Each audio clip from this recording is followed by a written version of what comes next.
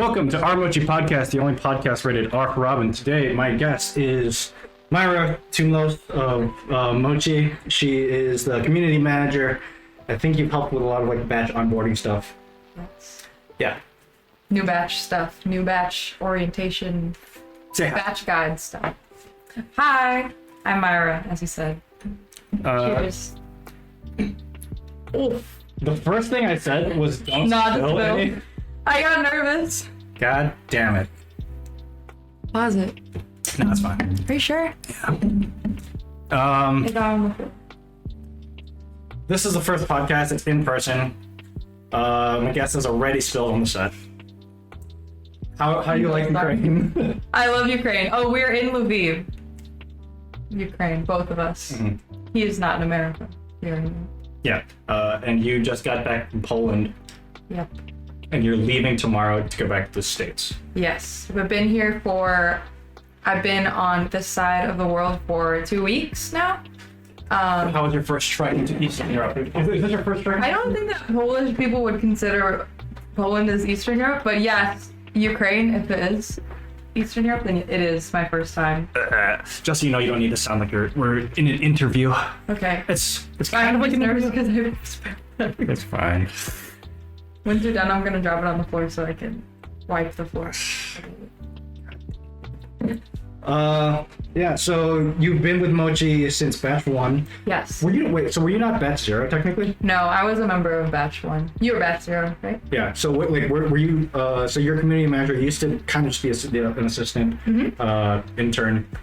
Yes. Well, it kind of, it really kind of started after batch 1 when, like, I just started giving random feedback. Because I thought you were helping out before I joined in like in a working capacity. No, I believe that you were before me because it was when I came back from New Zealand right before COVID closed everything down. That I think you were already working with Mochi, and then I came back and I was like, help! I need Why were to you do something. So you went to New Zealand. What year? 2015. Last year, 2020. You what? 2020. This is why it's good we do things like this. Yeah, the last few years have been. Though I would say 2021 has been like a much nicer like slowdown in like. Slow down, it's literally July. It's August. No, but like I mean, by this time last year, Yeah. there were murder hornets. I think we dropped another bomb on Iran. Yeah. COVID just got into like full swing. Australia was on fire. Yeah. Australia was on fire like right before I went to New Zealand, actually. That was because I was going to go to Australia. Yeah, Australia was on fire for like a long time. Unfortunately. I just laughed. But there were like a million things that happened by this time last year. that's true.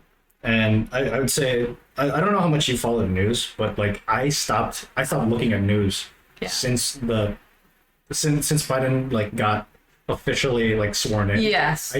I did not look at all at I used to follow like, Well, TRTs. I mean, there were a ton of like social, occurrences with shootings and like all of that still like right after Biden. So I think like because of social media, not like real televised media,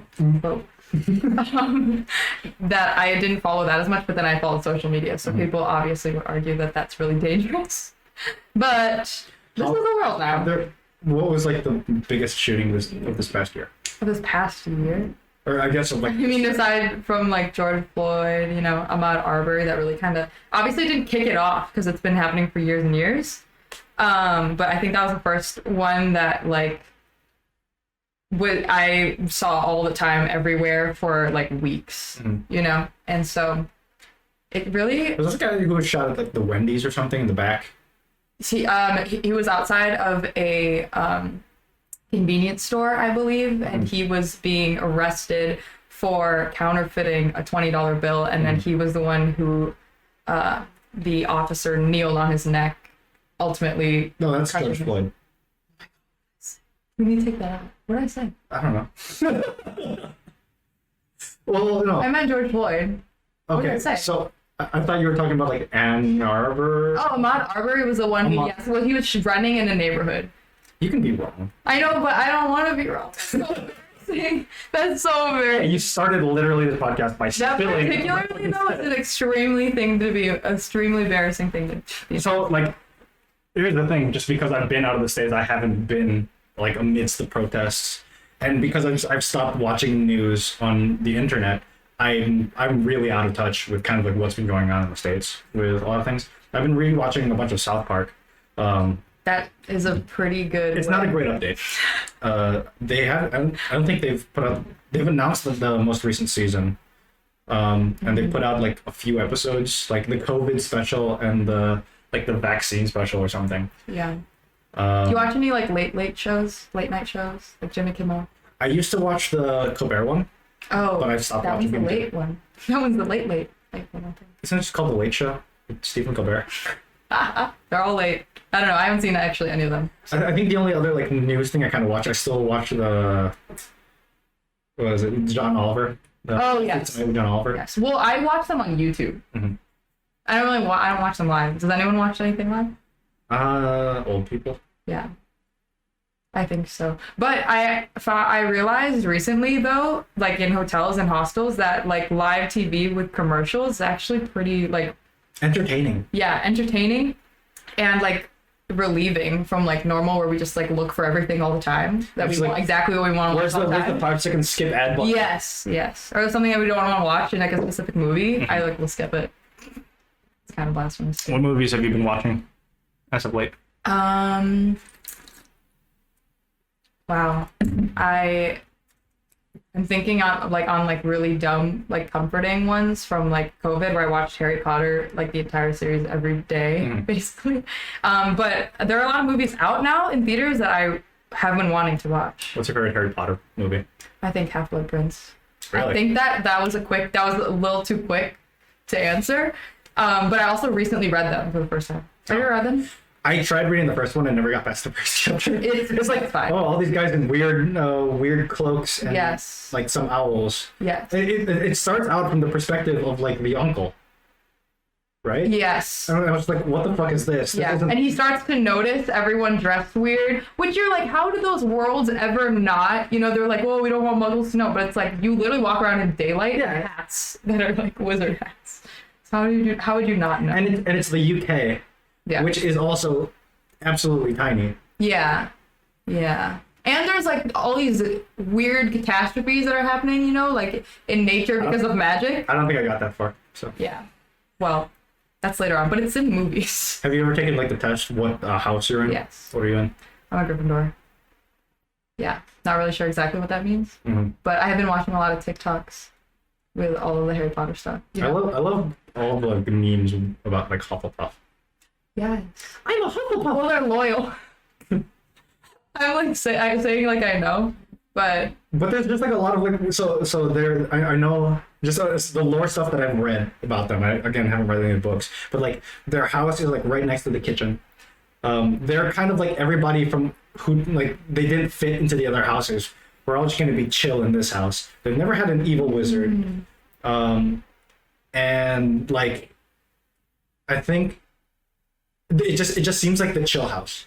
Yeah. Which is also strange because their symbol animal is a honey badger. Which is one of the least chill animal next to like hornets. Yeah. Have you seen the video? I don't know if it's Snoop Dogg, but it's like honey badger don't care, honey badger don't give a shit. You know what I'm talking about?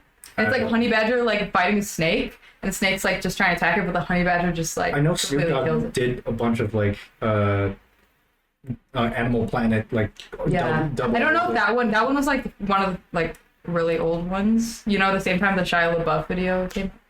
Actual cannibal Shia surprise. Oh yeah. Wait, he isn't dead. Shia surprise. There's a gun to your head and death in his eyes. But wait, you're caught in a bear trap. Yeah, that's funny. They actually added a bunch of lyrics to that after the so there was the original animation. It was much shorter. I think it was like 2 minutes. Really? They added like another minute. Which is where it's like, wait, he isn't dead, Shia surprise. Yeah. There are more lyrics here. And death in his eyes. I don't think I've seen that version of it. The old one? Yeah, the original one. I've only seen the I mean, so The theatrical that one. the original one, I think, was just a Flash animation, which is also why it like suited it being such a weird song to write.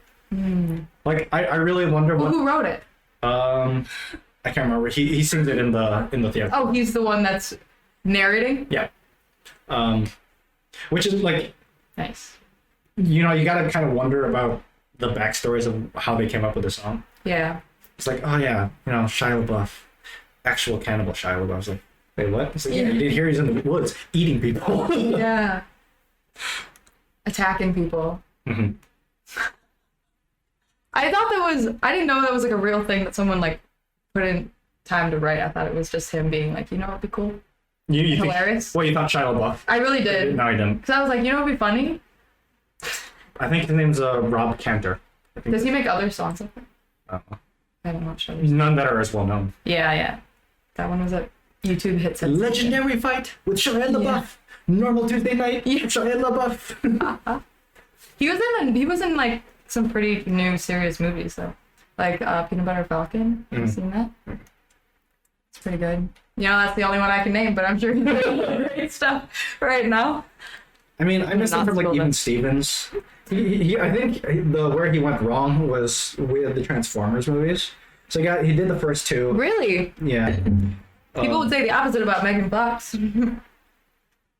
She started in the Transformers movies and then fixed the rest of her career.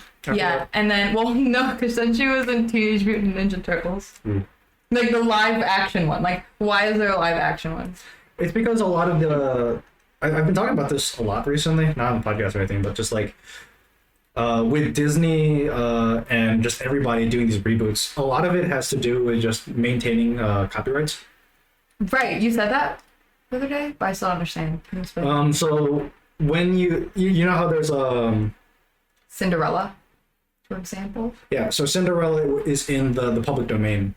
It's like an old enough story that anybody can kind of cite it. Like you can't copyright the Bible, right? Because it's in the public domain. Everybody technically, like, humanity has a right to it. That makes sense. And like Disney, like Walt Disney was from like 1940s, 1930s, making all these different animations. And I think in like the 80s or 90s, they actually made a law that became referred to as the Disney copyright law.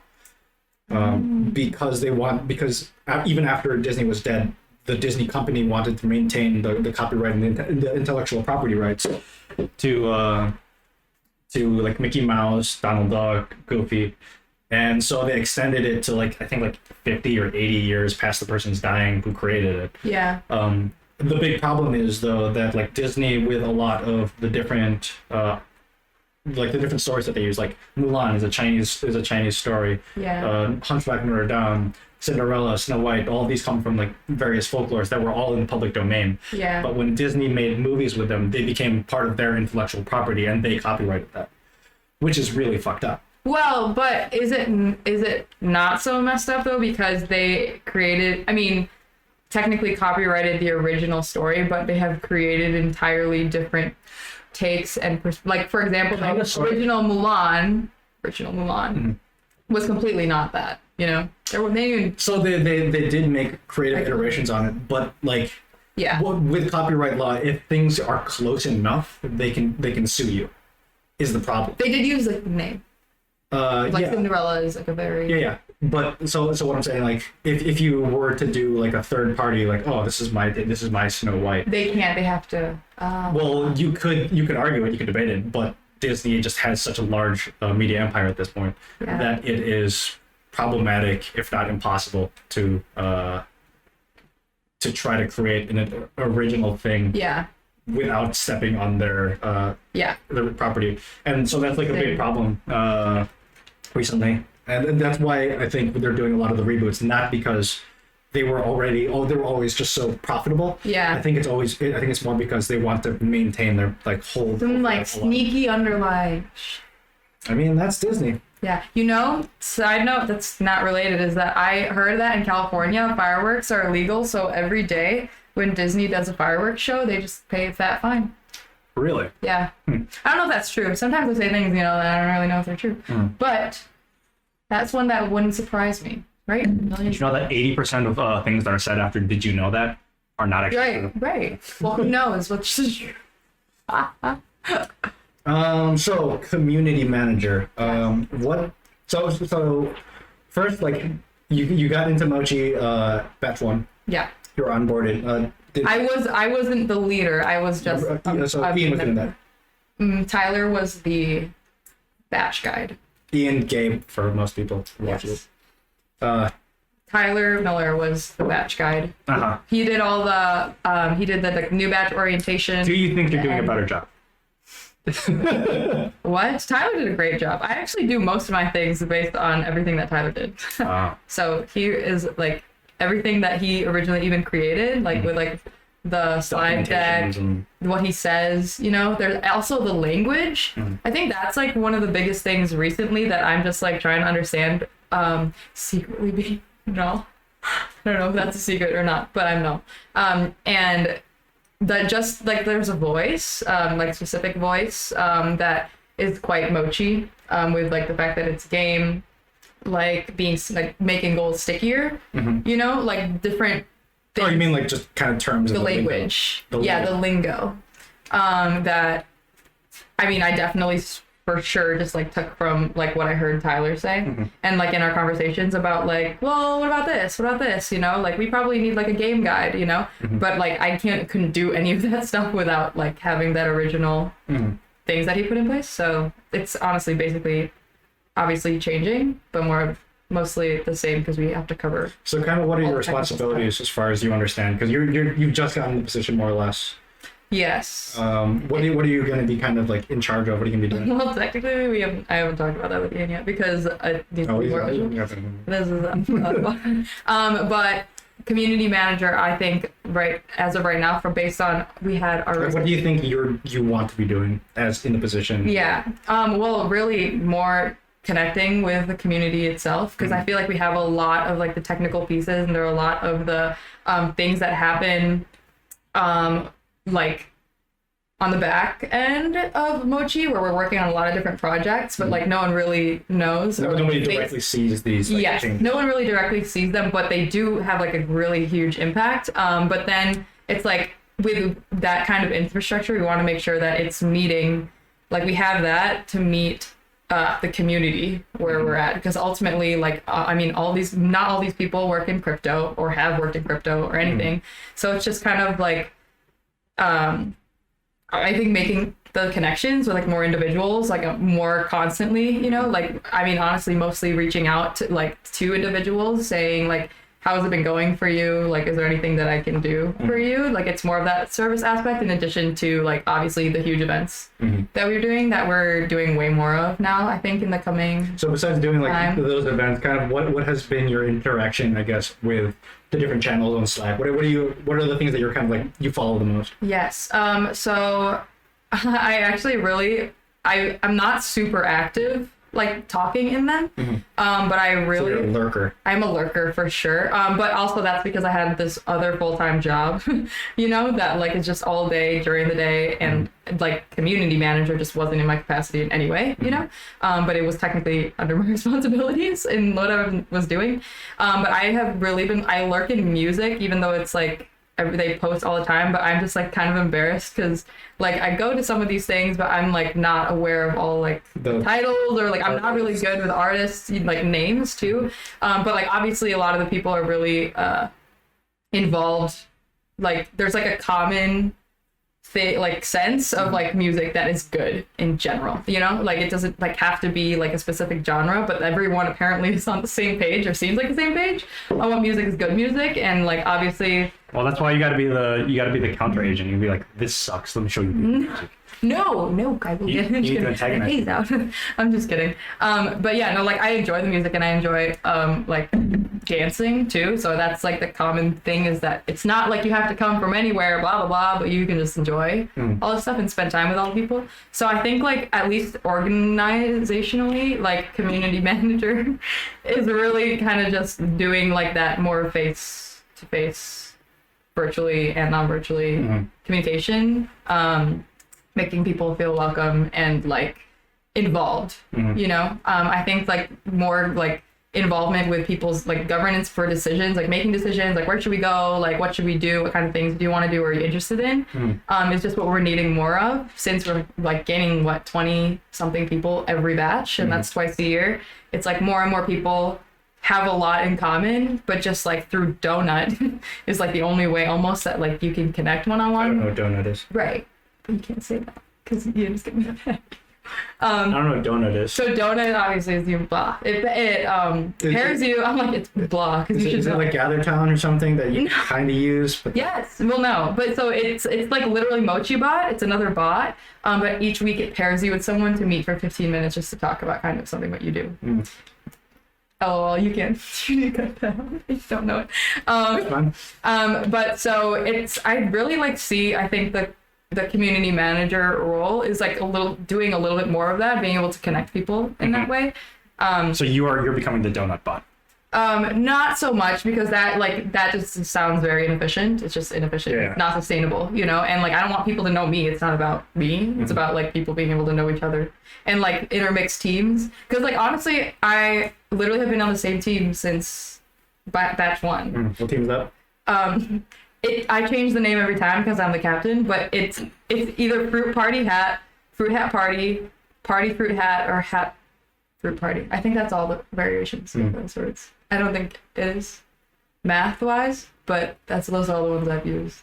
But so like that's like the basic examples. Like I've literally been on that team since the beginning. So what kind of journeys do you do?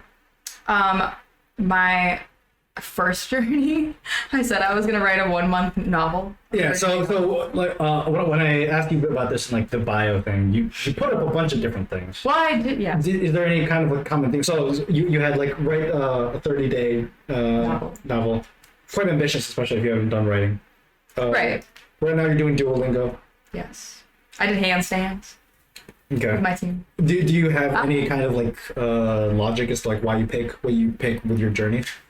So obviously initially you just don't know what you're doing on Mochi.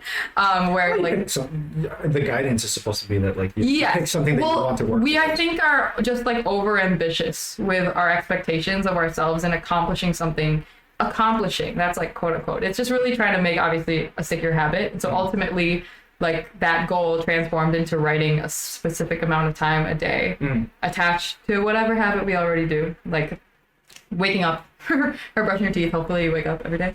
That was crazy. But I gotta wake up every 2 or 3 days. But so like I think like take a shower every 4. Right. The logic with like my individual goal has just been doing something that like I already do.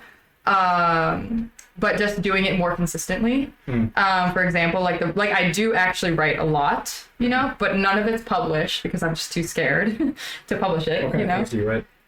Secret things. A secret thing is that I'm actually working on plans and schemes. So no, one of the things I'm like currently working on is this thing that's called "Don't Read My Journal When I'm Dead," because I just have a lot of secrets. And like, don't look at my internet history after that. Right. Yeah, exactly. But it's like, I just, like the writers are scheming and they scheme. And like, I think that from being a middle child where like, basically I just don't have really any say, I just kind of go with things. Just like the observer role is just very prominent in like my life of like just sitting by and like trying to see things that people don't see. So like observing your observations is something that you think might be like, you don't want people to see? Yes, because I think like some people would just be like, I think like very strong character, or I don't know if they're traits or characteristics. It's like, so there's like pride, like people are like super prideful in general. I'm saying that about myself too, and so like there are things that like are said that like people can be very defensive about, not particular individuals, necessarily. I'm not accusing you. No, I'm not accusing not particular individuals, but I'm just saying. Some of us are really. I'm not saying as a whole. Like I'm like the hope, like my gravestone. If I get buried, I don't know what happens after you die. It's not gonna stay in. I prefer to be turned into a bullet. You can put ashes in a bullet and just have them. Really? You can defeat enemies past your death. But it's like one enemy, because isn't it? It's not in one bullet. You know how much the ashes are in an urn? Oh, but you said a bullet. I don't know. No. You know, you can get your ashes made into a diamond. Sounds cursed, doesn't it? Sound cursed. Sounds so fucking stupid. Diamonds are Sounds worthless. cursed. Well, a gemstone, because it's obviously just like your. You can't be made into like a sapphire or a topaz. You get pushed into like That's true. a clear carbon like useless That's thing. true. But it's Like, a diamond. It turns to a diamond. yes, but diamonds are stupid. Yeah, that's true. But also cursed, which makes them, I think, a little bit more valuable. Imagine you go into like a pawn shop and they're like, diamond ring. And you're like, fucking diamond ring, you know? But then they're like, this one was 85 years old when she passed away, you know? Oh, I'd on the love to sidewalk. mix in a bunch of cursed diamonds with like the De Beers Yes. diamond monopoly. It's like, oh, Yeah. maybe like one in every 800,000. Like all the crown jewels, you know, actually have a piece of the ashes. Just kidding. Imagine you spread that rumor around. I feel like everyone would believe it. You put that on the internet. So because I do think that we would both generally go towards like tangents. Oh, I think okay. that is both like a similar inclination that we might have. What were This is one. Yeah, this is We're talking about Mochi talking about Mochi. and community managing and journeys. And then you were saying what is the like motive behind making these journeys? How did we get to putting people inside of diamonds? I got really far, you know, from the beginning. So you can come up with the rest. Oh, my arm was like. Oh, because we were talking about writing and like Yes. things that you write. And how I don't publish them because I'm embarrassed. But then Are they mostly like creative works, or are they like fiction, nonfiction? so I like to think that if I were ever to write a book, it would be for sure fiction. Obviously fantasy, if anyone knows me. What kind of fantasy? High fantasy? Are we talking like steampunk? No, not Um, steampunk. It's funny. Most people I know are like absolutely not steampunk ever. Because people, I think, just do it and it's cringy and Yeah, it is. It is very and it's cringy. embarrassing, and I don't want. The only like media thing that does steampunk well, I would say, is the Final Fantasy series, Okay, because they mix in a good amount of like vibrant colors and magic to like this otherwise Yes. rust and top hat. well, world. yes, well, I think like the thing that they're all missing is magic.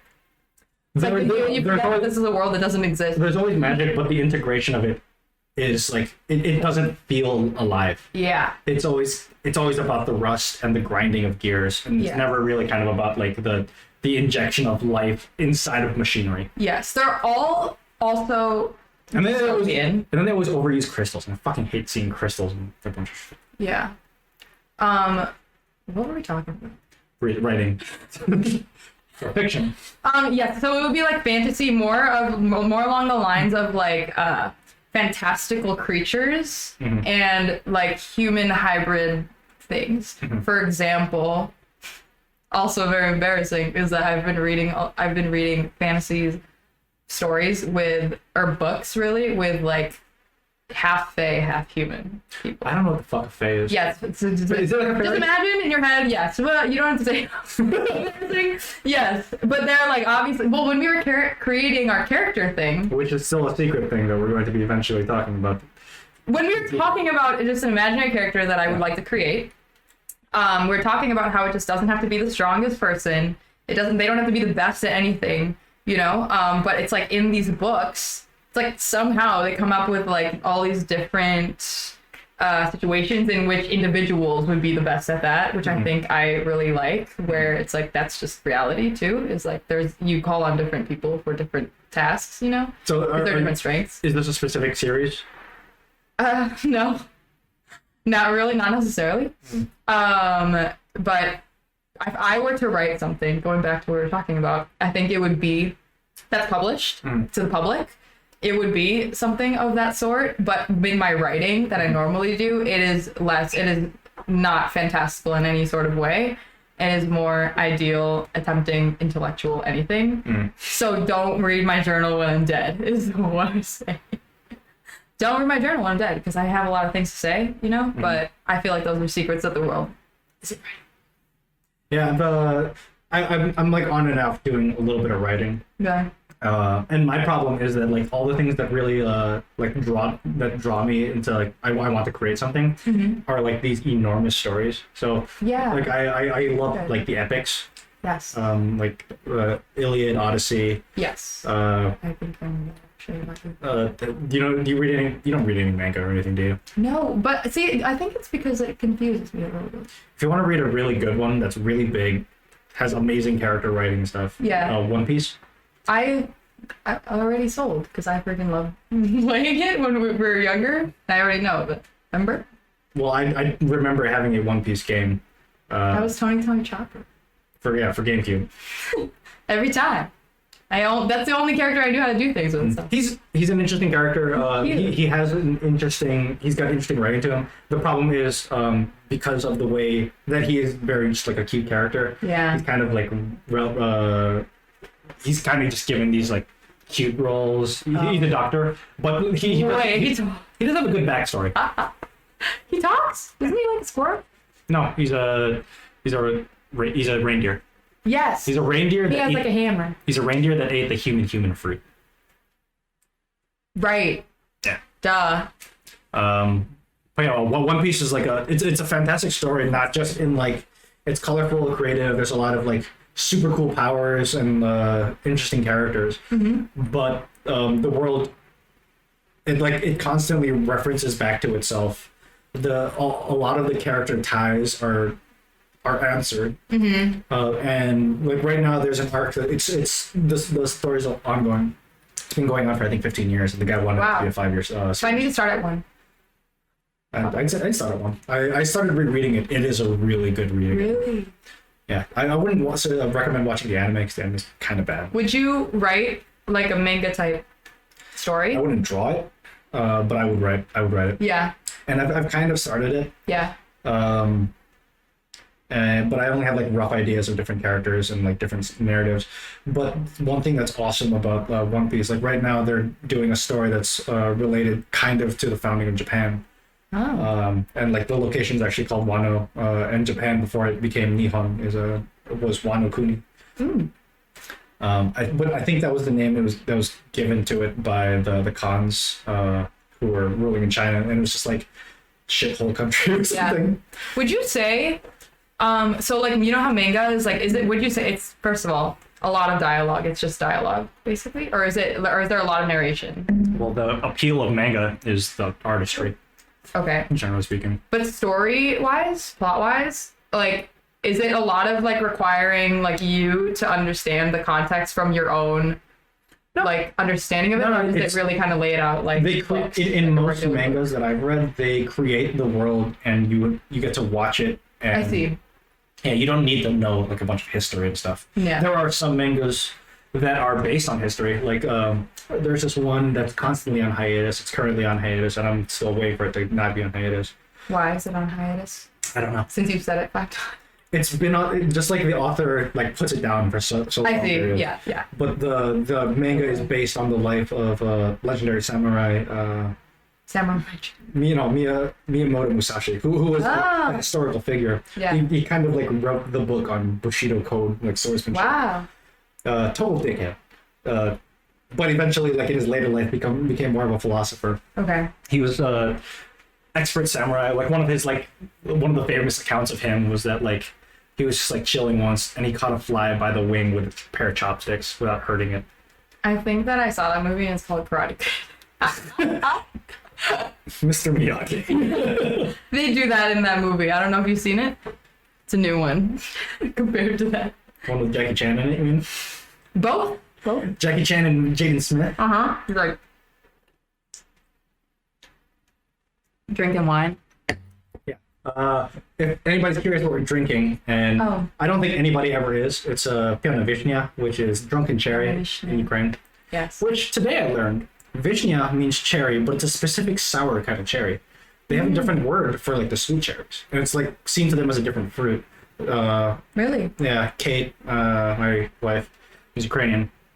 She compared it to like apples and pears. It's a completely different fruit. A sour cherry versus a sweet cherry. Really? Yeah. Do they look the same? Yeah, they look exactly the same. Actually, there's a bunch of cherry trees outside of our apartment. You can try them. There were a lot of people buying cherries in Poland, like The season. several bags of them. Is this like the climate for it? Dry, hot, super hot, dry. Here and Yeah. warm and now. Yeah, perfect. Tis the season. They're really like, well, okay. So is this just like really like red wine with cherries? No, it's wine made with cherry. It's wine made of cherries that are Of fermented. cherries, okay. That are fermented. Because the cherries, particularly in it, are very bitter. Really? I always thought they were sweet. I feel like they're bitter.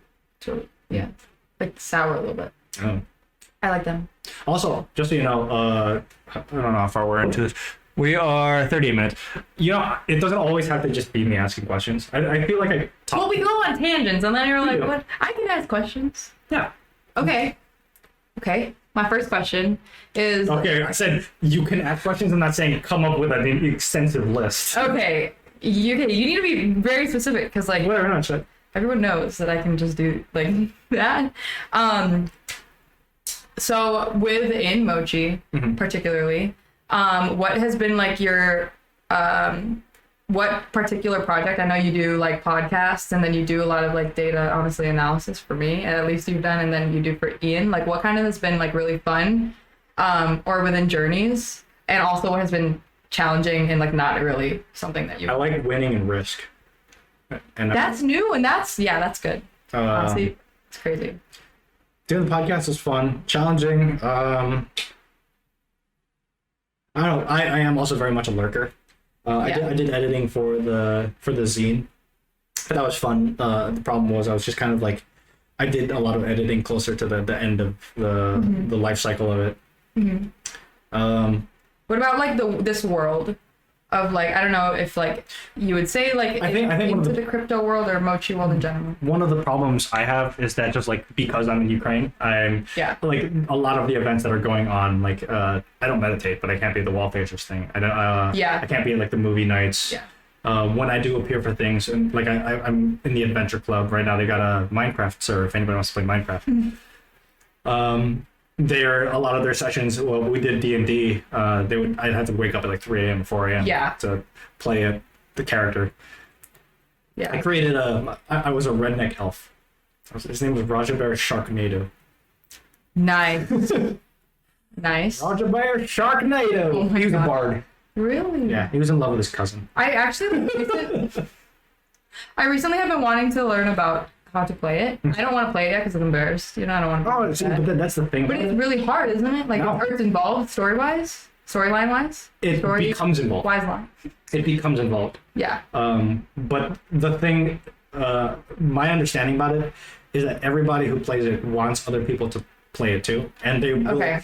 And in most cases, unless they're like trying to go on like a really hard journey, they're always very welcoming and trying to get other people to like learn and enjoy it. Okay, too. cool. Because that's totally something that I might be like, because I actually have with games and stuff, like a really like addicted, like type of A dick penis. addictive.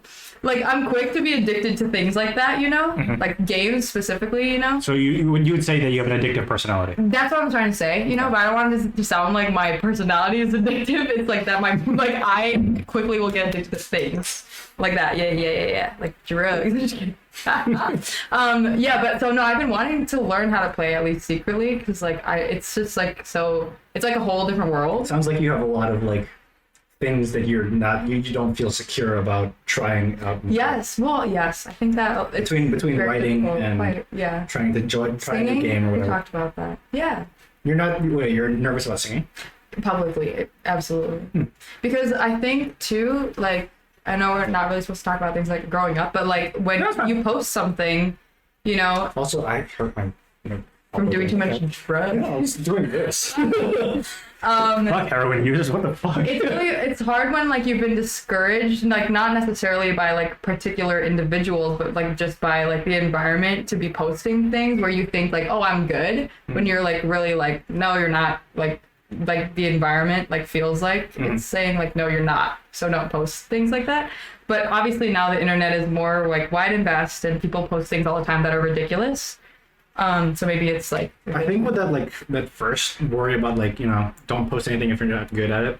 I think a lot of that still has to do with the fact that like any pursuit that you do, that you spend and dedicate time to, needs to have return. Yes. I think that's definitely like one of the, it's one of the reasons why you don't want, like, a lot of people don't feel comfortable publishing something that they write, and that discourages, thank you. It discourages people from writing in the first place. Right. Because, like, you know, I don't want to write unless I get published. I don't want to write unless people like it. Yeah. And like that, in many cases has like the monetary incentive to it. You don't want to be like wasting time. Time is money. All this. Yeah. Shit. There was like in the beginning of Mochi, there was like this writing seminar thing, where like my camera wasn't on, but because like I was in like the writing club or something.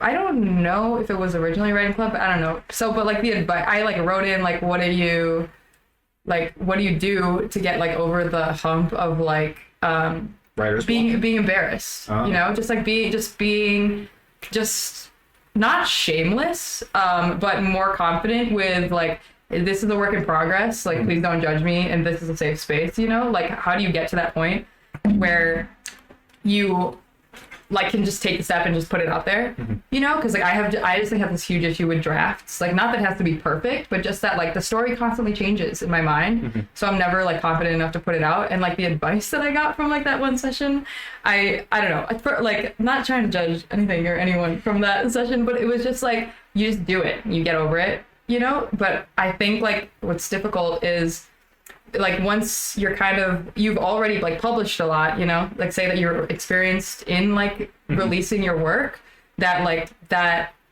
thought of like going back to like the beginning where you like haven't done that yet before, like you kind of lose that sense of like that it is very scary. It's a very scary experience to do that.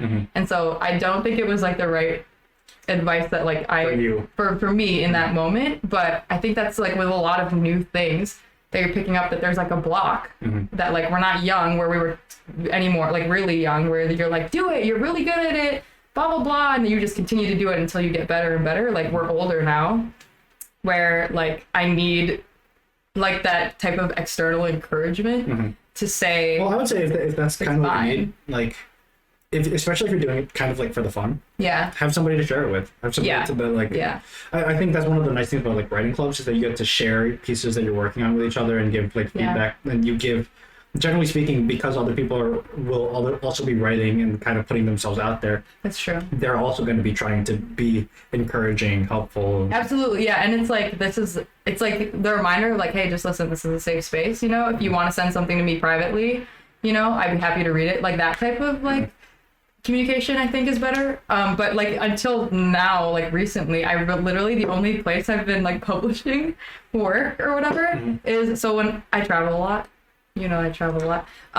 She travels a lot. I travel a lot. So anytime I go to like a place with like books or like a library, I like have things written that I've already written, like that are even pieces of my journal that I'll just like stick in a book. Not that anyone will find it, but just like I would love to find it, because it's like it's kind of stupid and mysterious and crazy. But like that's the only place like I've just been putting things. You know? If only you wrote like bad romance novels. Yeah, well, like, some of them are like look under this mountain, you know, like dumb things. No, it was just like these smut books. And it's like you put it in, somebody opens like, oh, what's this? And then he took off her pants and began eating ass. And it's like, you're like, what the fuck? No, but like honestly, so even like ridiculous things like that, like how freaking funny would it be like on like the thing where it says when the book is due to like read something like ridiculous and stupid like that? Like who doesn't love a little piece of that? But that's like the only place I've been publishing things, because it's anonymous. I mean, yeah, you can have fun with like the way you put stuff out there too, if it makes you feel more comfortable. Like there's a lot of creators, writers now that are doing a lot of AR. Yes, I'm not even in that world at all, but I'm so interested. Like there's a lot of people who would do cryptography, or they would do like weird film things to put out information into the world that everybody, if they're interested enough, would connect the dots. So, you know, a lot of cases, nobody does. Yeah. But like in the middle of like, you know, creating an art piece like a drawing or putting out some music or something, you would be putting out little details for like this other story that you're really like interested in doing. Right. That's actually something about the Mochi like world where we've opened up like this just entire different reality that people are trying to understand, that it's like extremely cryptic almost like too cryptic for like What is too cryptic? like this world of I don't know how to describe it, but it's like they're like non things, like few things, obviously, like blah blah blah. It's like this whole friend thing that all group will understand, and that's the point, is that it's a little bit it's very difficult. It's kind of difficult to understand and put dots together. It nurtures like a local mythos. It does, but I mean, if ultimately, eventually in the future, the goal is to be equitable and more inclusive of like, I mean, people understanding like random things about this world. I think that, I mean, it's fine, great for now that like it's very small. But if the world is constantly changing and we want to bring people along, it needs to change a little bit. I don't know. So like for that, I would say that like writing eventually some not governing documents, but like a continued lore of like the Mochi world would be fun. Right. Absolutely. Super fun. Yeah. With if like as we continue to create secure goals or think about like what our voice wants to be, then discovering that would be great, if we're all involved. If ultimately, eventually, if that's the goal, then yes, it's great and it works. What has been kind of your experience with like the crypto world outside of Mochi? Like, what? Do you think I have any experience outside? I feel like you would have learned a bit. I mean, especially if you've talked with like Maggie. I think she did like the third or fourth podcast. Well, I watch all the things, like all my friends who are just watching. The Shifi, yeah. Yeah, but like all my friends who are just like mid-20s, like watching and anything that has to do with crypto, they're just like taking it face value, and they're like, how much Dogecoin I bought, and I'm just like, here's your nugget for the day, shut up, But so like within like the crypto world, I don't really know much more than our resources that we have at Mochi with the people, people wise, and like different resources that they pointed me to. What about like the blockchain and like technology stuff? I mean, I haven't I don't have that much money, so I don't like dabble in like too much stuff. I work on individual projects that Yeah, there is definitely you kind of have to have already had your foot in the water. Oh my gosh, but you want to know something so funny?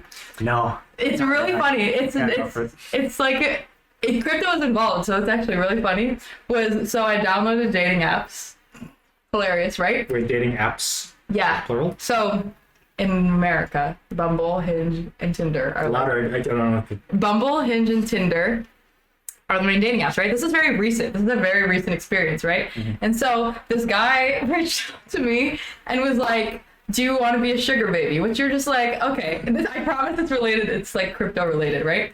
And I was like, I downloaded these like literally with no good intention of like talking to anyone or meeting anyone. But I showed my roommate and he was like, you should say yes, just see where it goes. It's funny, I'm like, honestly, if anything, it's a good story that I'm not sharing with everyone at Mochi.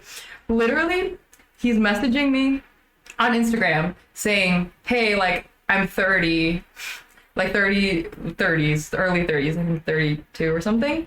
And he's like, do you want to be, what's your experience of being a sugar baby? I'm like, what do you have to offer, He's like, well, what do you do? And I was like, I work for a crypto social club. Isn't that funny that that's the first thing I said, even though I was working for school, like full-time, and I was working for Mochi part-time?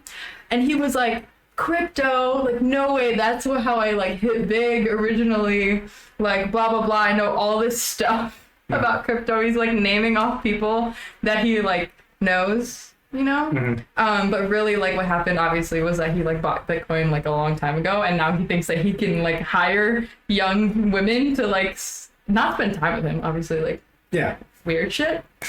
And I was like, I literally sent him back like just this video of me laughing in his face, and it has nothing to do with like me being knowledgeable about crypto or anything at all, but just that like this is like a small peek into the world, I think. The crypto bros. Of the crypto bros, yeah. Of like the crypto frat bros who think that they're so hot now because they hit big like this time during crypto. But that actually, like the hitting on girls thing, I think has given some guys some like confidence with hitting on girls. Well, having money definitely does that. Yeah. Having money, yes. But additionally in Miami, I'm talking a lot, so you can just stop. That's fine. So in Miami, obviously we were at that thing, that we were there in the time of the Bitcoin conference. And these like random guys are showing me their projects. They're like, look what I'm working on, as if I have any Look at my startup. Yeah. Well, I'm like, as if I have like any clue what's going on, or like how to connect them to people, or like what even it is that they like are showing me on their phone. And I'm just like, cool, and I'm really good at running away. So I'm just like, okay, bye. But they're like, what's your Twitter? What's your Instagram? And I'm like, God, what is it with like this whole... I wonder how much of that is also just Miami. Yeah. Well, I don't know. These are freaking very people in backpacks, so I don't know. If you compound crypto bros with Miami, I mean... That's a bad combination overall. Yeah. That vaguely reminds me of like my new favorite insults. Get out of here, you right swipe. Oh my God. Wait, right is good, I think. Left swipe, whatever. Get out of here, left swipe. Who said that? I saw it online. Oh my God, that's so mean. That's so mean. Actually, the algorithm is pretty brutal, I learned. Like, I had a friend in college who's like, his entire profile was just like, I'm in college. Oh my gosh.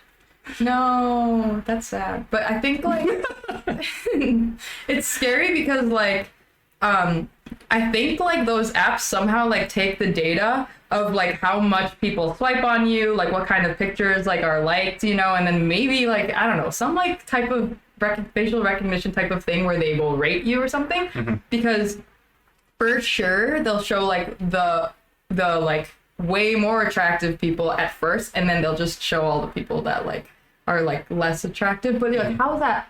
You ever play with it? Just like swipe yes on everybody? Oh my God. Well, one of our sisters, I'm not going to reveal who, literally did that. She's going to see this too. That's funny. She better watch this. Oh, nice. She better watch it. Literally did that. And like here in Ukraine. Yeah. So I swiped right on everyone. And then oh my God, I had my Instagram on one of them because I'm just like, whatever. Like if you want to message me, Okay. Like you have to get, because I'm private. My Instagram's private. It's on the screen, but it's private. So, But so don't even all of these people that are like, I think I saw you in Lviv, and you have to cut that out because I almost revealed who it was. Our sister that had it open here was literally like, no, you did not. He said, I think I saw you, and she said, no, you did not. You did not.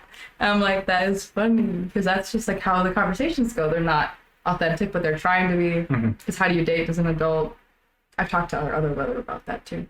But you're married, so it's different. I don't know how people date as an adult. But it's funny when they slide into your DMs and say things about crypto, and you're like, whoop, and then flag. It's actually a flag. Don't. Oh, you mean like a tag for like, oh, these people are into crypto? No, it's like a red flag. Like they mention it, and you're like, I have this really bad problem of like laughing in people's faces. Oh. But it's because I'm like, you say something funny. Like I'm not laughing necessarily at you, but it is ultimately like a little bit, And they say like, yeah. That's how they talk in my head. All of them? Yeah. I got the coins. That's just like a red flag of like the conversation is over. So would you say you generally have like a negative opinion of like the crypto space, crypto world? No, it's really fun for me because I just like community manager wise gets really talk to people, which is like my jam. I love to just like talk to these people about like what they're interested in. But retain nothing. So I wouldn't say retain nothing. If you really asked me, like in conversation, there was like this, I swear that I don't just go on tangents, but there was like, there's this scene. You live on the off-ramp. There's this scene in Avengers Endgame where Black Widow. But Ant-Man's asking him like, do you know anything about like quantum physics? And she's like, enough for conversation. And I feel like that's just like who I am. A little bit. Like if you explain it to me, I will really put it in and like analyze it and like for the most part understand it, not to the point where I can practice it. I think that's where I am with a lot of these podcasts. Yes. No, exactly. And so it's like it's great that it's like a super high level, but I think a lot of like the my major in college and community managing type of thing is like kind of like What did you study in trickle college? down. It's like not What was the major called? it was called managerial and organizational communication. Nerd. Yes, but it's really like taking things that like are otherwise difficult to understand, and kind of Like Spanish. sure, yes, like a translator, because like the translators don't necessarily say every single word that you said. You know what I mean? Like if you say when I say like, you know what I mean, like that's a very middle like phrase to say. Like, you know, they don't say those things, so it's just like the pieces that are important. It's saying it in a way that is like more easy to understand.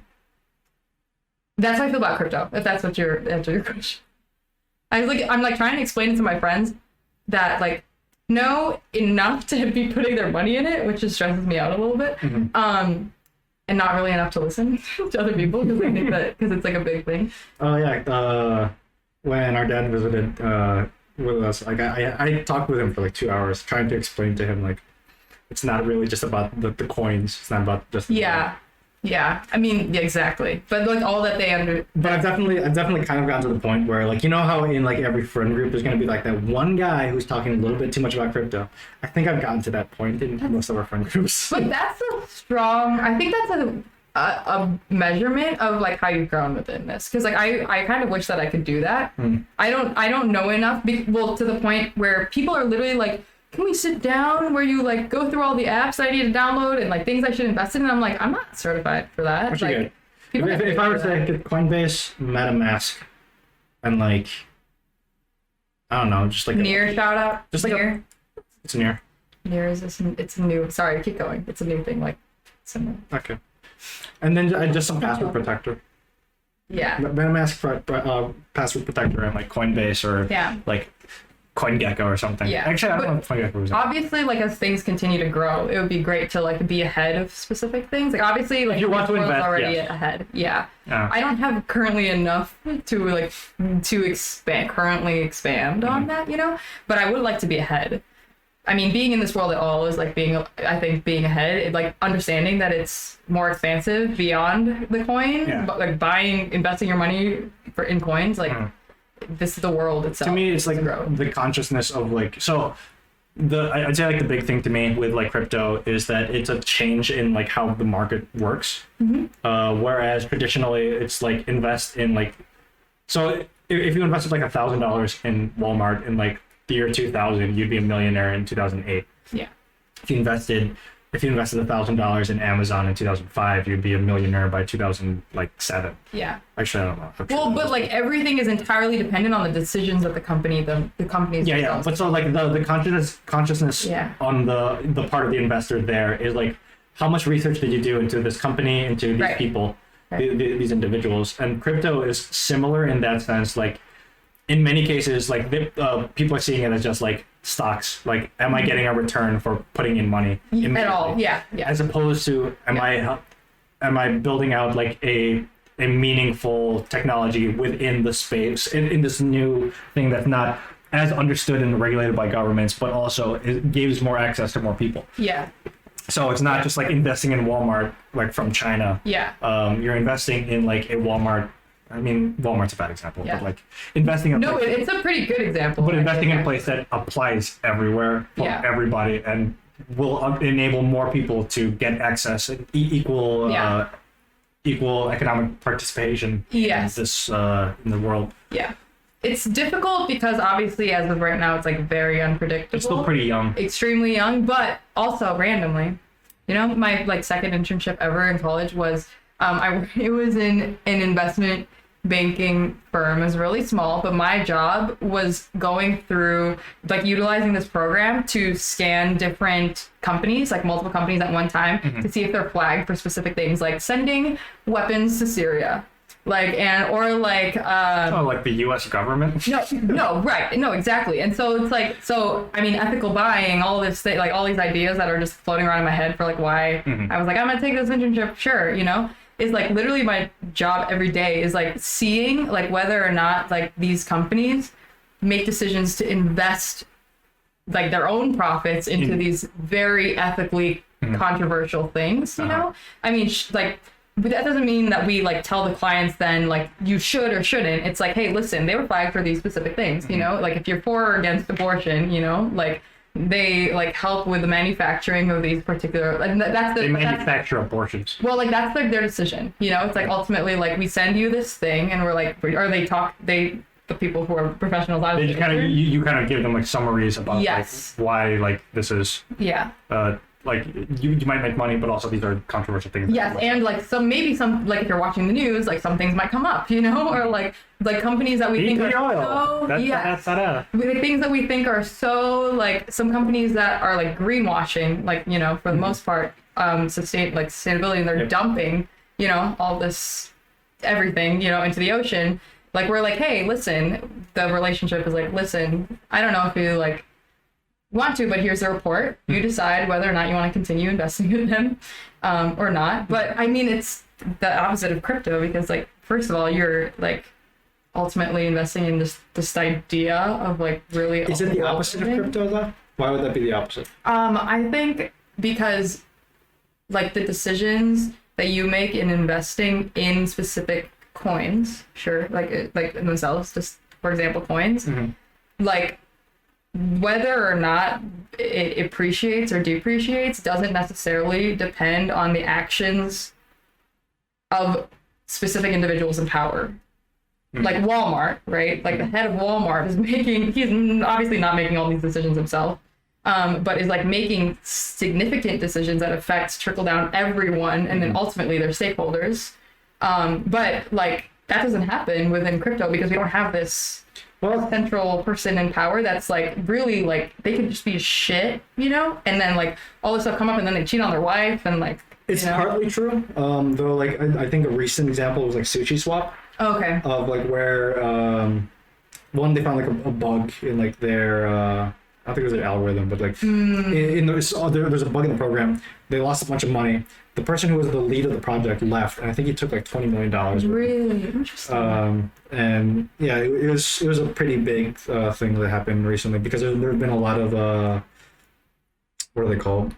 Like swap exchanges that have been coming out. It's like a financial instrument that it's very similar to the ones in. Would that end? Exactly the same in the financial market. Yeah. Would that end in a lawsuit since technically it's not necessarily his individual responsibility? It could, depending on how much he knew. Yeah. Who same thing with like the information. Yeah, same thing with like, you know, if you dump a bunch of stocks before you know, like news is gonna get out that they're gonna track it too. Yeah. Yeah.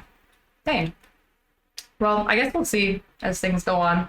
Because, I mean, obviously, like, the ideal is that, like, nobody is in control. Or has that much singular influence. Yes, on millions of people's lives. Well, to be fair, like, I don't know how much money Elon Musk made a bunch of people saying Bitcoin. That's it. No, what was it? Bezos that said Dogecoin. Dogecoin. Okay, but also it dropped a lot, I think, in that night because he was on SNL. And he was just the night Bezos or Elon Musk. He was on SNL and he like wasn't funny and so. But he was like, listen, like I literally am Elon Musk. Like, did you expect me to be different? And you're like, okay, I get it. But he said something like someone said something like shitting on Dogecoin and then it again. I don't know. I don't really know much about it particularly. I haven't. What are some things that you're kind of like interested in going, like going either the rest of this year, in Mochi, in like things that you're interested in? Like I've got video games that I'm really looking forward to. What are things that you're kind of on your horizon? Honestly, like there's a lot of new things going on for me. I think with the community manager situation, because. Of we course, just finished batch 3's batch 3, yeah. First journey. Speaking of, I need to definitely remind them that something's due today. But so it's like not only like new batches, but like the fact that I was working a full-time job, that's like it was like 8 hours hourly. So like 8 to 5 I'm working and like I'm doing things for Mochi during it, but it's kind of like here and there.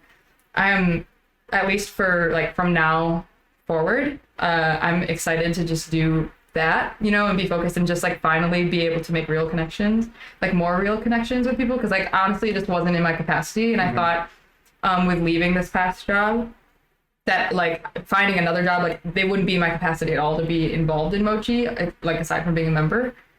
But so like obviously there's like events and things like to be planned more so to be inclusive of more people around the world. And like, oh, if you want to sponsor our tickets, that'd be great. me personally, I'm not just kidding, but no, that's like a thing, like a member, that would be a member perk, you know, like maybe like in the future when we start rolling out things that are, you know, like that, you know, but like those things I'm like really excited for, because I think too from the past meetings, like being able to meet people, finally like actually like meet everyone in Miami, and then Team Pomelo, like a lot of Team Pomelo that I just have never met in person, in Tulum, and like when we were in Zion like last fall, just meeting more people is just really fun to me, because it's like a real community. Not that this virtual community isn't real, but just that like you're able to make, it feels like another level of the connection. yes, you don't know someone's actual vibe until you've like stood in front of them and like said hello. Until you've been appropriately catfished. Yeah, because they could not say hello, they could say like, you know, F you, or like what's up, and that like completely changes who you think, how you think about them. Before you guys visited in Ukraine, like I was coaching Kate on like what to say to you guys when you first met you. Like, just start with a solid fuck you. Yeah. I'm Kate. Yes, that's appropriate, honestly.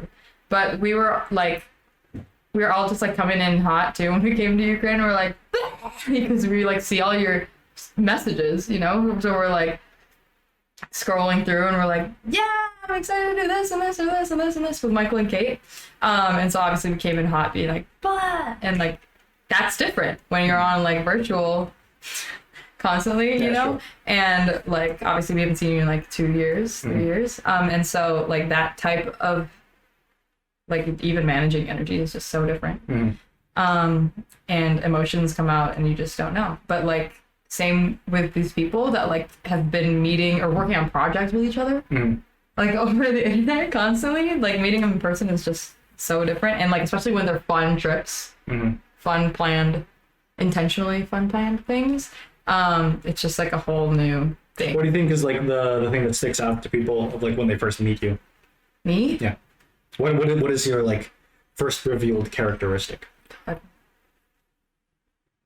I think I'm fucking hilarious. I think that I have a lot of energy. Like but I can't help it, because I'm like, I think it's like trying to be like self-aware is that like I definitely try to overcompensate that I want them initially to like me. It's not like obviously people meet people and they're like, I want them to like me, but like I think that my high energy is like a lot of that, where I also want them to feel really welcome. In terms of upbringing, so like again, we don't have to dwell too long on it all. So you are like of the Tumlos family, the ultimate middle child. Oh yeah, look, middle, ha. I'm the middle son, but ha. You are the absolute middle child. And from what I remember, was that like you before like high school were much like quieter, and like you were far less of like the same like the current bombastic person that you are now. Oh, absolutely. I would 100%. Do you think that has something to do with like the wanting people to like you more? Do you think that was like a... So it like, I think like the very first thing that like when people say, because you're not the first person to say that to me, like people knew me as like a pretty not quiet person. Bombastic is a pretty common word. I think that like that's like where the observer role was really like more full flex up till like 8th grade. But so when we got to high school, like Rachel would invite me to things. She's here. She would invite me to things, but she would have to like be part of it or help organize it. So she would literally just leave me, like literally leave me, like be like, you're good, and just like walk away.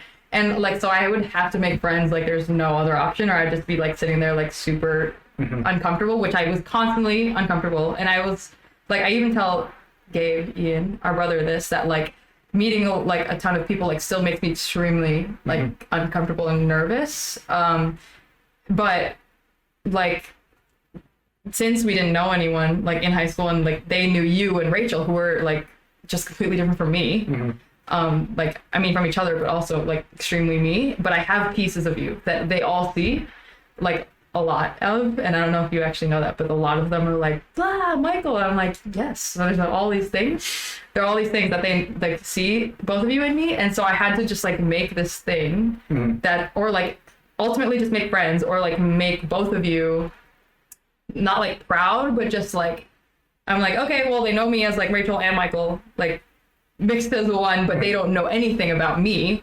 And so like I think the high energy just like kind of put like the spotlight on like of like, oh, Myra's kind of her own this. Like Michael and Rachel aren't necessarily that, and also like it kind of like relieves the stress. Oh, don't tell them I'm Michael, first of all. Robin. Don't make me change the name of the podcast. I like Sorry, Robin. I actually really liked the name Robin growing up because you were always like the superhero. But so sidekick. yeah, I know about the superhero because like I don't know. I would be the one. I would literally be the one like covered in pillows, and you would spar, you know. But like it's not us sparring. It's just you like hitting me. And I'm like, yeah, it hurts, and you add another pillow. But no, it's like I think it's like me trying to create this new thing. So it's like a finding yourself. It was definitely a finding myself thing. Because you think it's more for like friends, or was it a teacher thing? Like a. It also helped in classes because then like I would either like underachieve or like but seem like I'm overachieving. Like somehow I would like totally bomb quizzes but be selected to like lead the next study groups. Like how's that possible? I'm not sure. But so I don't think I ever did study groups. No. We had like that thing where like you choose like a king and then like their knights and then like the peasants or whatever. Oh, in world history. I didn't get to be in world history. Oh, really? Until the second semester. Really? Because I was put in the dumb class. Oh no, on accident. I was put in the honors math class on accident. Yeah. Did not work out well for me. But so no, that's like an example where I just like bombed something. But the teacher is always like, Myra participates and she talks to me a lot, or you know, or she makes eye contact.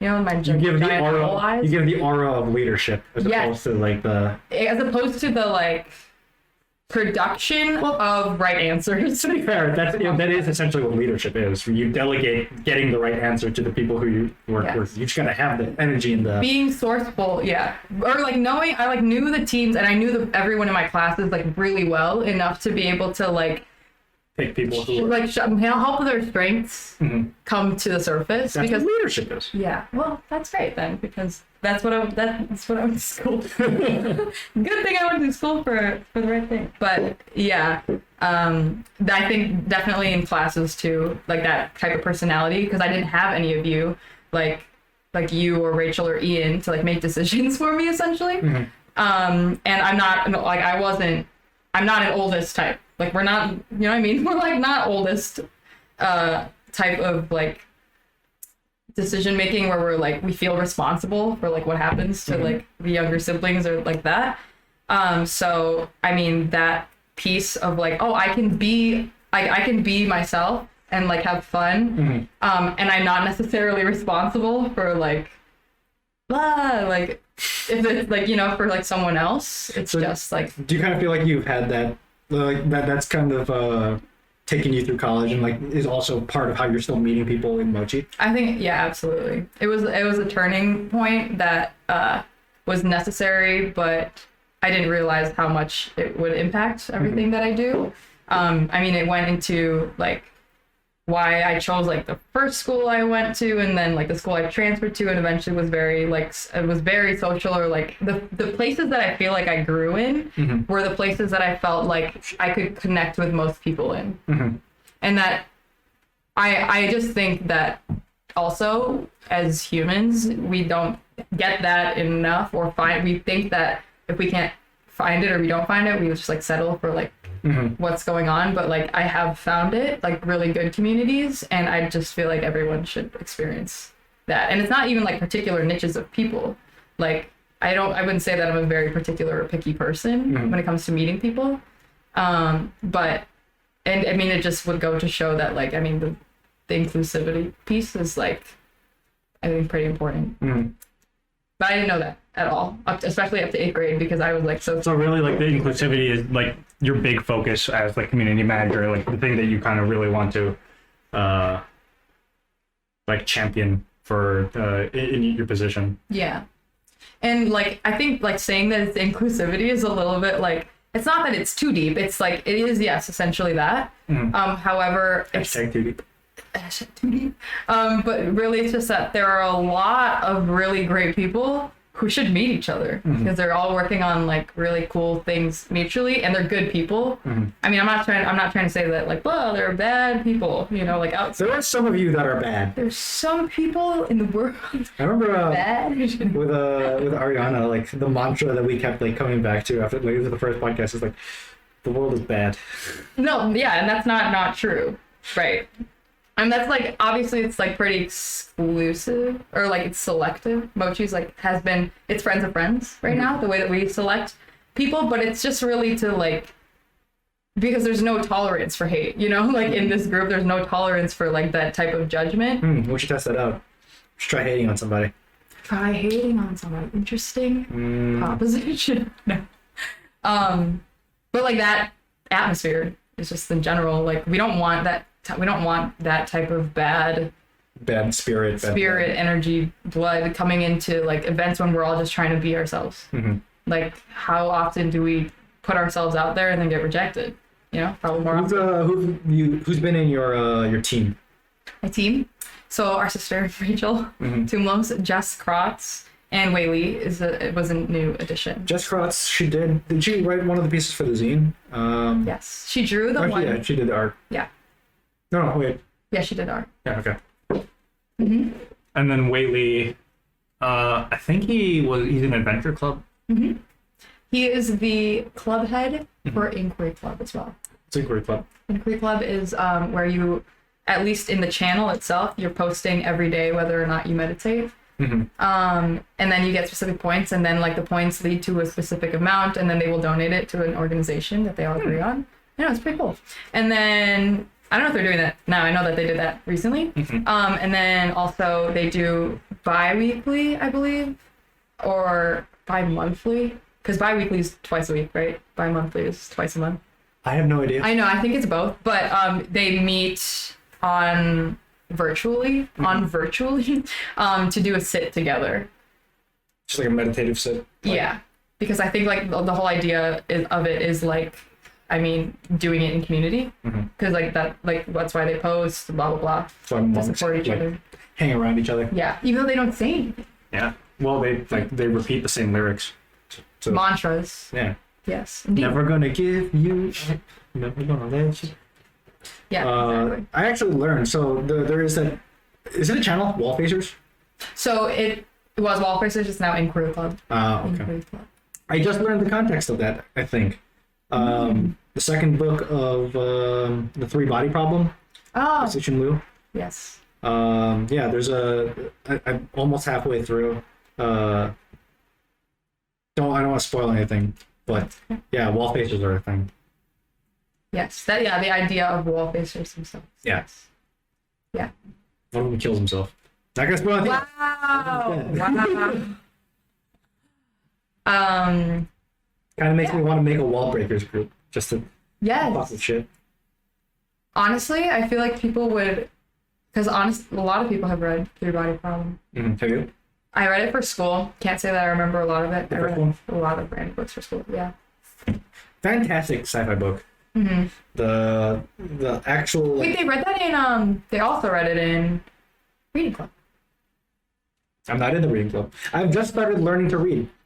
Nice. And as a literature major, yeah, it's been quite revelatory. I remember you told me that you were an English major when you were an English major. That you're like, I don't read books, or like I hate Shakespeare. And I was like, okay, I hate Shakespeare, so I can't ever be a writing major. You know? That's not true.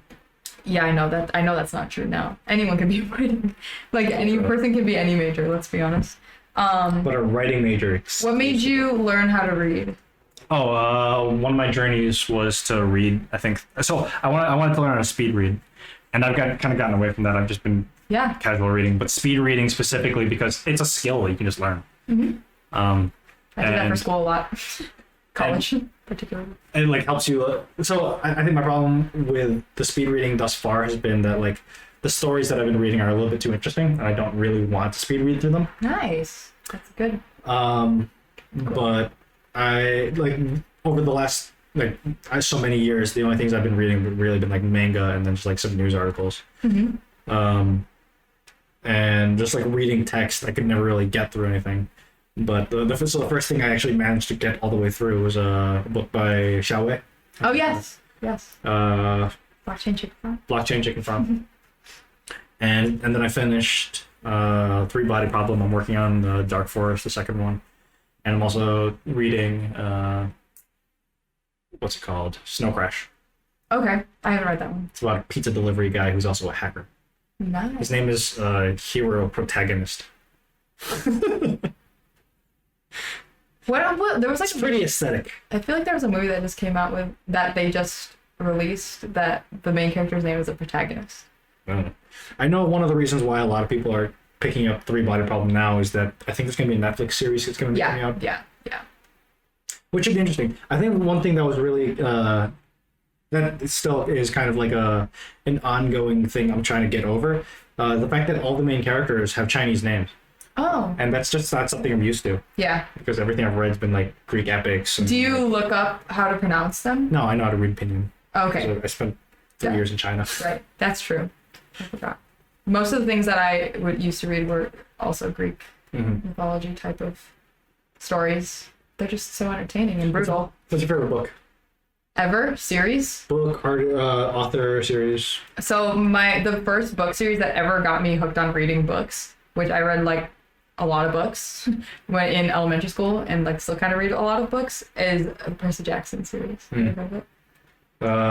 That's the one with like they all have like Greek god powers or something, right? They're all half human, but there are like 12. But I read them when I was 12, so it was like epic, you know. And they go on all these adventures trying to like satiate the anger of like both like all these different gods, you know, because like they're in charge, they're in control. But then also like this other demigod wants to overthrow the gods because they've been in power too long by like resurrecting one of the titans. You didn't ask, you know, about the plot, but I'm saying it. But no, it definitely like still like enters my mind often. How long is the series? It's 5 books. They're really short. I literally read all 5 of them in like 6th grade when I was in like a week. Oh wow. That was the peak. The beginning of month. The reading I always did, so it was for like the accelerated reader program. Yes, me too. Where you get points for like you had to answer a bunch of comprehension questions. It was only like 5 or 10 depending on how many points the book was worth. Yes. The ones I always went were the Captain Underpants books. Yes, well those are great. They had those pages where you had to flip them, and they're like slapping butts. Yeah. I used to actually take tests for people for money. That's the level of nerd that I was. Nice. They'd give me $5 and I'd take their test for the semester. Good way of making money. Yeah. You know that Captain Underpants now, so there are a lot of parents that think it's inappropriate. So they came up with a new series called Dog Man and Cat Kid. Dog Man. Yeah. Kid. But Captain Underpants is a bald diaper man, so it's not appropriate. That was the cartoon Cat Dog. They need to make a new one called Man Kid. Man Bear Pig. No, Man Kid. Man Kid. Yeah. That sounds terrible. Man Kid. That sounds like a lot of people's reality. I had a friend. It's terrible. I still have a friend. You know Brian. Yes. One of his monikers that he would use for a lot of online games is Person Lad, who I imagine is like the best sidekick. It's me, Person Lad. Person Lad. Come, Person Lad. We can go. Lad is a good word. Person Lad, we must go. Oh my gosh. That's so We're cool. off. I saw him recently. And he didn't even recognize us because we all grew up. That wasn't recently. That was like a couple of months ago. He mentioned it to me too. Yeah, that was the last year, which means it was recently. Because time went like really fast. Like now. I think time slowed down a decent amount for me, I think. Really? This past year, yeah. Really? I mean, I don't know. The 2020, it was just like so much like, let's just get to November without blowing up the U.S. Right. Let's elect somebody, and they almost still blew up the U.S. That's true. That's true. Yeah. Yeah, a lot of it was like chasing specific things. You know? And, like, when's the next thing? When's the next thing? And you know how like every year you start out the year struggling to remember to change the year for all like the dates to like to the current year. I had no issue with that this year. Yeah. I was so happy to Only like. one. I was so happy to be putting that one. Yeah. For the second two. Alyssa May, our other sister, wrote on her caption for when she turned 21. She turned 21 in 2020. And her caption for her like post was like, 2020 has been like such a crappy year that I made the executive decision to turn 21. I'm like, that is just how it is right now. That's how it be. Sometimes how it do. That is how it is. That is how it is. That's that on that. That's that. Word. Yep. Well, TV shows. TV shows recently, No. in general, that are good. No. In general, No.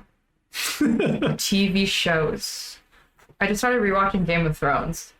Ooh. I know. I don't think I'm gonna do it anymore. Have you watched all of it? Yeah. Mhm. Well, because our school, my freshman year, gave us all HBO Max for free, and I was like, and that was when, in the peak of like everything coming, like all the episodes nearing an end. Mhm. And so I was like, well, I can't be irrelevant, Oh. so I watched all of it, and it was I think I managed to avoid it by not wanting to talk with any of the people who were really interested in it. yeah, that helps too. Except for my friend Derek. He's the other person on my team. Perfect reporting score. Never gotten a slash. I've gotten slashed Nice. twice or once. That's really good. I get But yeah, we got one of the higher reporting ratio. team scores. Yeah, That's but that's only because there's two of us. nice. But yeah, he loved the Game of Thrones series. He's like read all the books multiple I times. have not read the books. They're so long. They're so long. Like Why everybody's you worried he's gonna die? will not catch me reading a book that long unless it's on my Kindle where it's accidentally that long. Like I have read like 1,500 word book or page books on accident because like you just flip and flip and flip and flip and flip and then you see it in person and you're like, did I read that? Like when did I read that? But the Game of Thrones books particularly are like so small text and so large. Like I don't know. I think I've undercompensated in reading for like most of my life because I read the Bible as like a teenager. You read it every day too. Yeah, I read the entire thing, and I think for the rest of my life I've Yes, compensated for that by not reading. that's true, and that is fine. I think it tracks properly. It's very small text too, and you had like a big version. Yeah, and there were like Four, yes. per page there were 4 columns with annotations. You're literally always reading. I'm like, what is he reading that's new in there? Honestly, well, Yeah. I learned biblical Greek in college, so What? now I can read Greek. Yeah, it was more like a history class. So interesting. How like in language itself, like if you have a specific word that has a particular root and ending, you say it like a different one. It could say a whole phrase, mean something completely different than like the one the way that's like right next to it. Sounds like the Chinese way of like you can. I think this one guy like wrote a book. It was either a book or like an article. Yeah. Using only like one character, but just changing all of the different, just changing the tones, and it actually came out as a coherent sentence. Really? Oh my gosh. Yeah. But these what are they called? There are like specific like writing projects that like are limit. They willingly limit themselves. This is one really famous one. It's not like Odysseus. It's something like related to like Odysseus or something. But he wrote the entire book. It's like a short novel without the letter E. So he used no words with the letter E in it. Like the words themselves, he didn't include the letter E? No. So he didn't use any word that has the letter E in it. Oh wow. Yeah. Wow. How do you do that? Very carefully. Yeah. Spend a lot of time. You have a coherent story, and just you spend a lot of time next to a dictionary or a thesaurus. Oh my gosh. Sounds terrible. Dictionaries don't have the letter E, you know? I, They do if you have oh multiple my dictionaries. gosh, I just got slashed for my team. For your actual Mochi team? Yeah. How embarrassing. Oof. Live on podcast. I am so embarrassed. I need to text Rachel and say, I am so sorry. I will give you $20. What are you bonded at? If you don't mind asking. And you don't mind telling from? I will pay you each $10. Oof. Yeah. Community manager, ladies and gentlemen. I didn't realize that it was already 6 o'clock. We've been talking for a while. I was planning on reporting after. Woof. Well, we're actually at an hour and a half. Anything you're working on? Anything you're interested in, kind of like getting out there? You got an Instagram. You're gonna be You're gonna be interacting with more people on Mochi in the coming months, I imagine. If there is anything, you'll see it. You know, because it's in either in the works, because I'm afraid to release it, or you'll see it anyways, and I'll see you in person, hopefully. Cool. Thanks everybody for listening. Mehmet, thanks. Myra, Mehmet, thank you for being Michael, Robin, whatever. Thank you for being my guest. Thank you for being the first in-person guest for the R Mochi podcast. Don't spill if you're in person. Don't fucking spill my goddamn set. Don't spill. Just gotta clean it up right after this. All right. Bye. Signing out.